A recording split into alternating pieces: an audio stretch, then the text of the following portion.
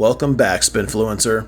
In today's video, we're going to be diving deep into the world of Facebook groups based upon a hyper-valuable post by Kim Garst, where she and Dana Malstaff, founder and CEO of Boss Mom, discussed how to use Facebook groups to build a connected and profitable community. Dana is the founder of the Boss Mom Facebook group, which is the #1 community for mom entrepreneurs, which has now grown to over 52,000 members. And let me tell you, this video is going to have a gigaton of valuable and actionable tips for building a strong Facebook community by using groups. So let me take a moment to encourage you real quick. Save this video as a type of reference guide. Add it to a playlist for easy access later on.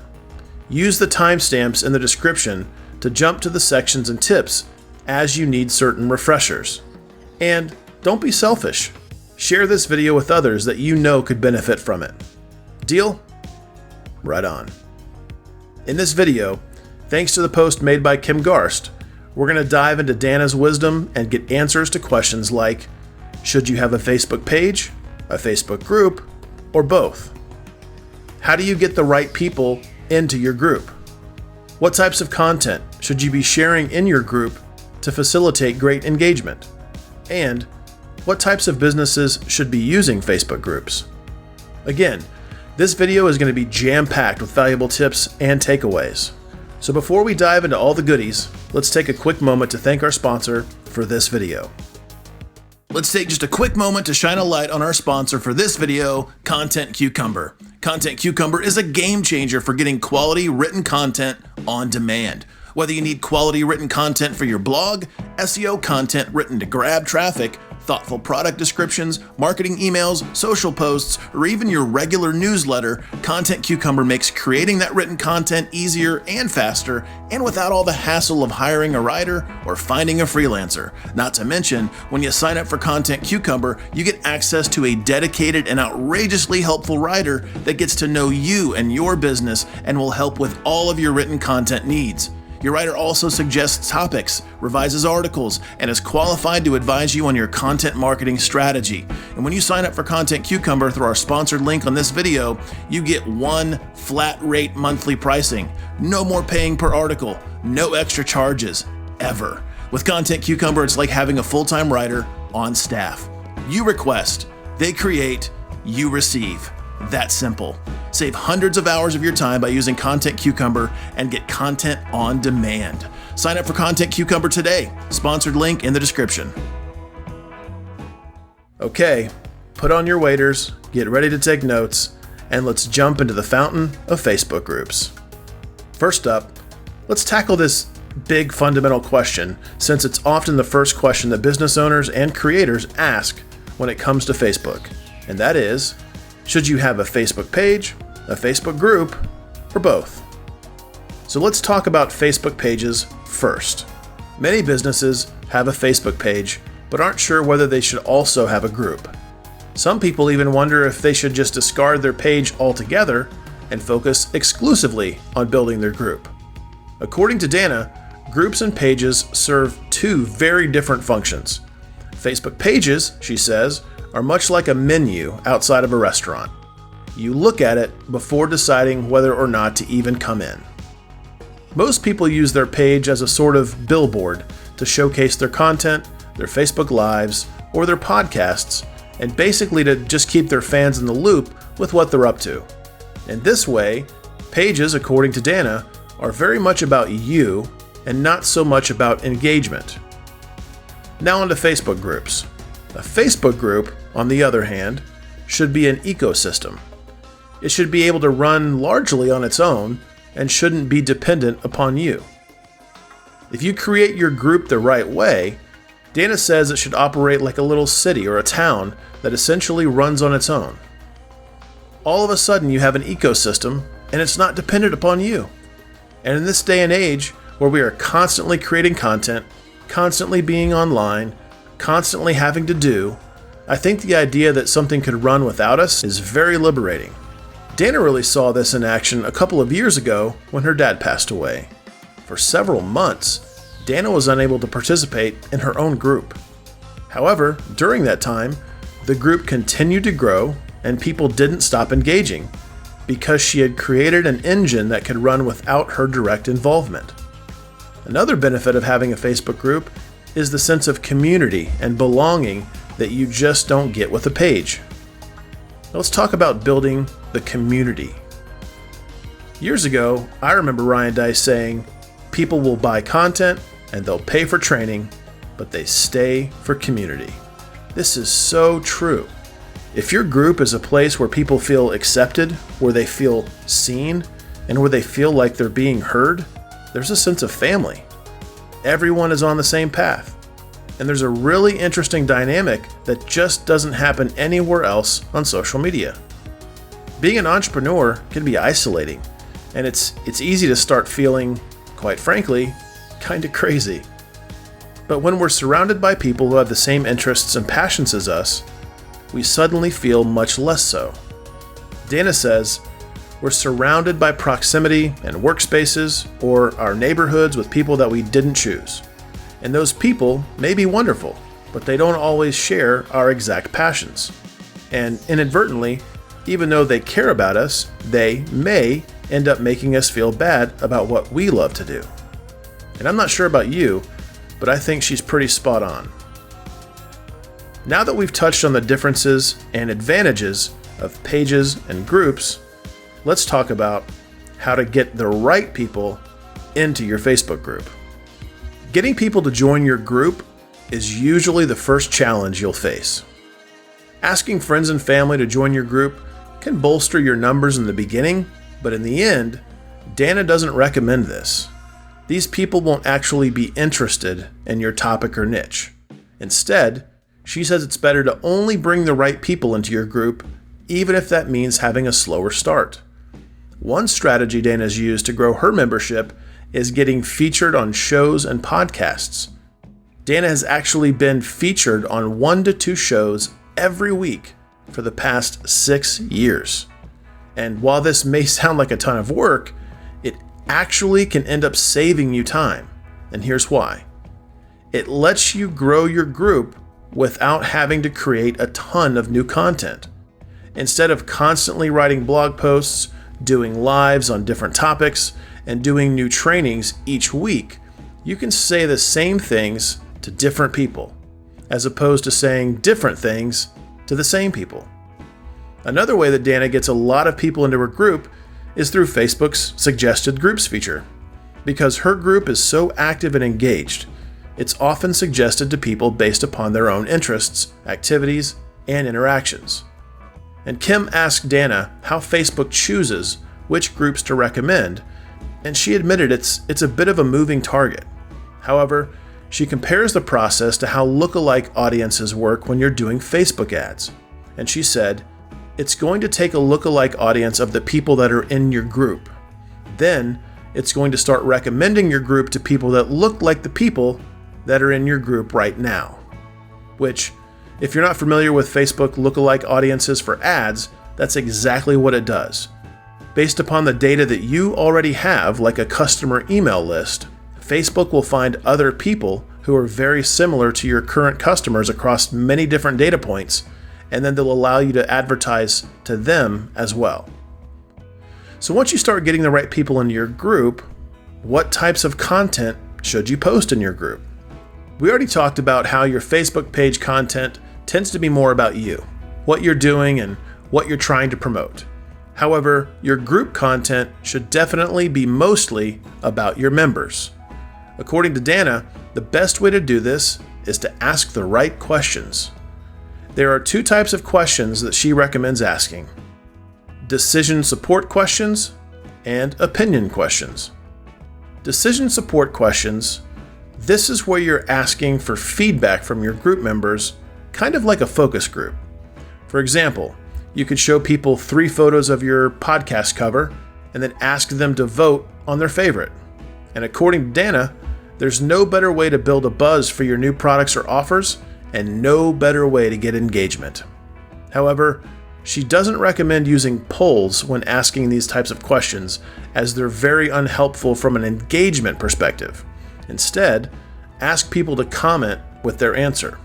This will give you much more insight into their views and can even give you the words you should be using in your marketing. This also helps people engaging with the post, which means the post is going to show up in other people's feeds for longer. Number 2, opinion questions. This one is just like it sounds. Ask your members for their opinions on a variety of topics. For instance, since Dana is in the process of starting a YouTube channel, she asked her members what kind of shows that they would prefer. And when she was trying to figure out what kind of workbook to create, she asked them to share examples of their favorite workbook. Not only did this help them with their content and their design, it created engagement and helped their members feel like they were connected with what Dana was doing. Besides asking questions, another tip Dana has for creating engaging content is to be vulnerable with your members. People love when we're honest and open, sharing when we're a hot mess, and sharing when we make mistakes. None of us are perfect, and we don't need to be. The more authentic we are, and the more we can get under the surface, the better, and the more our members will be able to relate to us. Dana also recommends celebrating with your members. When Dana's group was smaller, they would do a virtual dance party every time they welcomed 100 new members. She'd do a Facebook Live, and everyone would just dance together. But now that Dana gets 100 new members or more every day, they save the dance party for every 5,000 new members. And if you're going to be building a valuable Facebook community, you must get crystal clear about creating rules and boundaries. Another method Dana recommends for keeping up engagement is to create strong rules and boundaries within your group. From the very beginning, Dana didn't allow motivational quotes, teaching posts, or social shares in the group because they don't facilitate engagement. Instead, she's trained her members to think of the group as a think tank, where members can ask questions and give support in the comments. That's where a lot of the magic happens, Dana says. Finally, though it may sound counterintuitive, Dana actually doesn't recommend teaching inside your Facebook group. Sounds kind of crazy, right? You can have a YouTube channel, a podcast, or a blog, and those are all great places for teaching. However, your Facebook group isn't a platform for you to teach. It's a place for you to facilitate conversations. I'm going to repeat that again because there's gold in them there hills. Your Facebook group is not your teaching platform. It's your place to facilitate conversations. In doing so, you end up becoming the leader, and it gets you the same type of clout and benefits as if you were teaching all the time. However, when you teach, people tend to shut off and just listen, and that isn't great for engagement. You definitely don't want to sacrifice engagement. So, that brings us to the next main question. How do you get more engagement in your group? The key to valuable engagement is understanding how the Facebook algorithm works. We've known for many years that the reach of page posts is very low. However, as more and more new groups are being created, the same issue is beginning to happen in groups. With pages, the key to beating the algorithm has been to get people engaging with your posts. If people regularly engage with your posts, Facebook is going to show them more and more of your stuff. The same holds true with groups. If you're the only one posting in your group and no one else is posting or engaging, Facebook isn't going to show your group posts in your members' feeds. And one way around this, according to Dana, is to ensure you have engagement in the group every single day. The more we can get people to engage, the more people will see your group posts, and the more they will think, hey, something's happening in this group. And this is the way to really expand your group.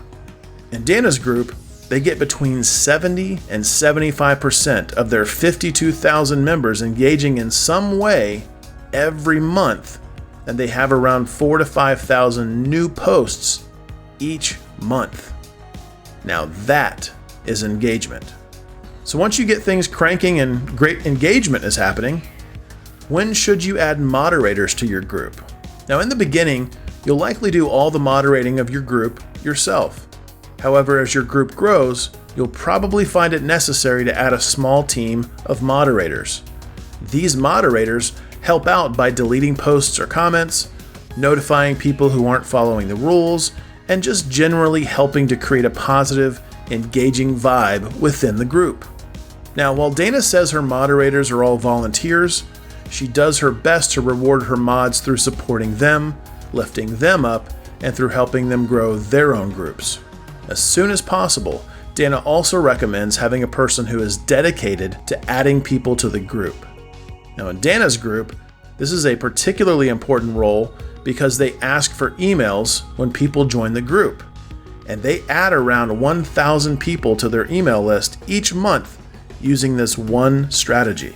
Dana recommends having a separate group just for your admins and moderators so that you can have discussions about the group, such as, what should I do about this post? What should I do about this person? This person just broke a rule. What should we do about that? However, Dana also says that if you set up good rules and boundaries in the first place, you won't have nearly as much to manage as you might think. When your members know the rules, they'll report posts or tag you in posts to let you know if someone is breaking them. This really helps your group stay on track and allows for the space to grow. Now, since everything these days seems to center around content, is it necessary to have a content plan for your group? Dana recommends having an idea of what you're going to focus on for the month ahead. And in order to do this, she suggests focusing on two big questions. What do you want to build buzz for? And what do you want to actively promote? Building buzz isn't about asking people to buy something or subscribe to something. It's about priming them to have your stuff top of mind.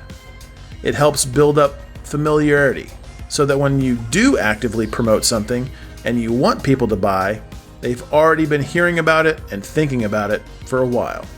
You can think of this as pre-selling. Second, you can create posts to actively promote an offer. According to Dana, this is largely how they've grown Boss Mom, through posts within the group announcing flash sales of smaller products. Besides continually building buzz and promoting your offers, Dana also recommends going live once each week. In her group, she alternates between two types of lives: permission lives and trainings. For her, permission lives involve giving her members permission to be themselves. They're about acknowledging that it's okay to be a hot mess some of the time, that they're not crazy, and that they're not alone. Then, on alternating weeks, she does live trainings based upon what her group wants her to teach. A big principle for a thriving community and business is to ask people what they want and then give it to them. This is what Dana demonstrates by doing special trainings based upon what her group has told her that they want or need. It's a brilliant way to build valuable connection and brand loyalty. So, what type of group should you have? This is a really common question, especially among those who have never had a group before. As you likely know, at the time of this video, Facebook offers 3 types of groups: public, private, and hidden. Dana recommends against having a public group. In a public group, you have no control over who comes into the group, and there's no way to ensure people have read your rules. In fact, you can't even be sure that they're real people. Then there are hidden groups. These are closed, private groups where people will need to be sent a link to find and join the group. The group won't even show up in Facebook search. Hidden groups are great if you're on an advisory board or other types of invite-only groups.